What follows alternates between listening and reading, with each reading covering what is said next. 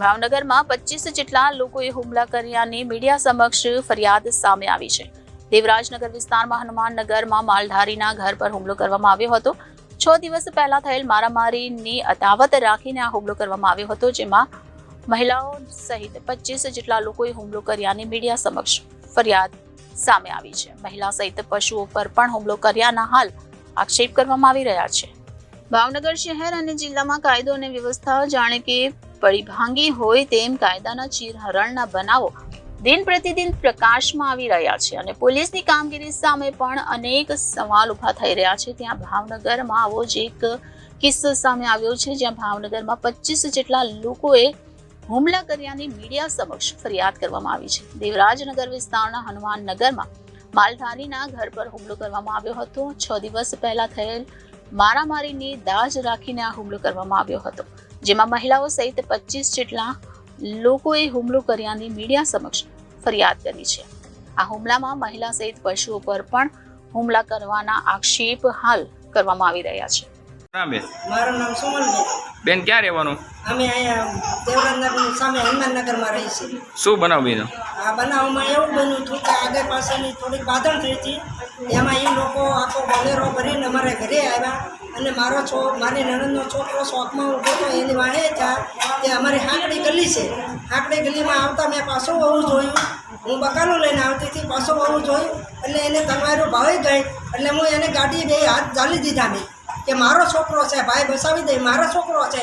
એટલે એ લોકો પાછા વહી ગયા, પાછા વહીને અહીંયા પિતાને ઘરે આવ્યા, ના આવીને બધી તોડફોડ કરી નાખી, બધી બાયુને કેરોસન છાંટ્યું, બધું મારવા લાગ્યો અને સક્રમ પોતે બધાને લઈને આવ્યો।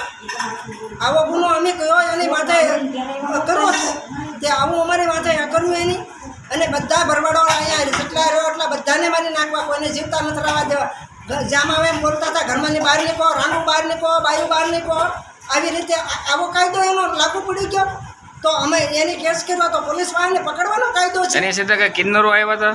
હા, કિન્નરો બે આવ્યા હતા અને બધાને ઘરે ડીઝલ ને કેરોસન એવું લઈને આવ્યા, ધાર્યું, પોવાડા, તલવાર્યું।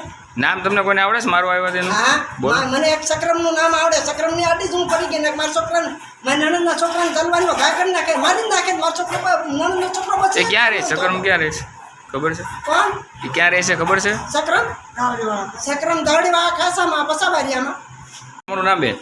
માયાબેન। બેન તમે ક્યાં અત્યારે રહ્યો છો અને શું બનાવ બીજો?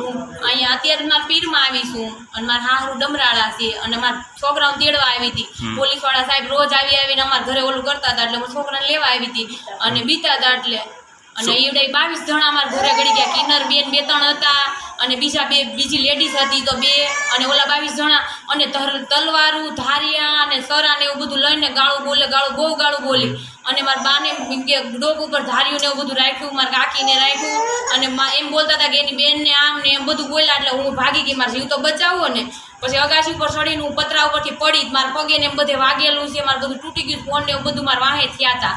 મારવાનું કારણ શું? મારવાનું કારણ બાંધવાનું થયું હતું થોડાક દિવસ પહેલા, કહે છે કે ઈવડા ભાઈ જેને માર્યો ને એ અમારા ખાચામાં આવીને ગાળું બોલી ગયો ને આંગળી બતાવી ગયો, ખાલો બાંધવું હોય તો 35 જણાને જગા દઈને ઊભા રાખ્યા હતા અને અમારા છોકરાઓને ત્યાં લઈ જઈને મારી નાખવા હતા। તો અમારા છોકરાઓને ઠાકર બાપા એટલું ગુજાડ્યું તો અમારા છોકરાઓ વળી છે ને પોલીસ સ્ટેશનમાં કેસ કરવા ન ગયા અને એને ઘરે ગળી ગયા। કઈ પથ્થર મારો, ગાડી તોડફોડ કર્યો છે? હા, એને અહીંયા કર્યું છે, બધું શેરીવાળાને કર્યું છે, પેટ્રોલ સાઈટ્યું છે ઘરમાં, મારા કાકાના ઘરે અત્યારે પેલું આવે ને ઘરમાં પેટ્રોલ સાઈટ્યું છે, બાજુવાળાના ઘરે ડીઝલ બધે સાઈટ્યું છે, મીટર તોડી નાખ્યું, અમારા ગાઉને મારી છે, ગાભણી ગાને મારી છે, અત્યારે ડોક્ટરને બોલાવવાના છે, બધા આવવાના છે અત્યારે અને પતરા તોડી નાખ્યા, ઓસરીમાં ઘા કર્યા પથ્થરના, બાજુવાળા ત્યાં બધે ત્રાસ એટલો કર્યો છે ને અને ગાળું બોલે બહુ બેફામ ગાળું બોલતા હતા અને બીજા 2 તો ભાગી ગયા તોય મારી પડકેથી નીકળી ગયા, દાંત કાઢીને વયા ગયા। Bureau report, Janadesh news, Bhavnagar.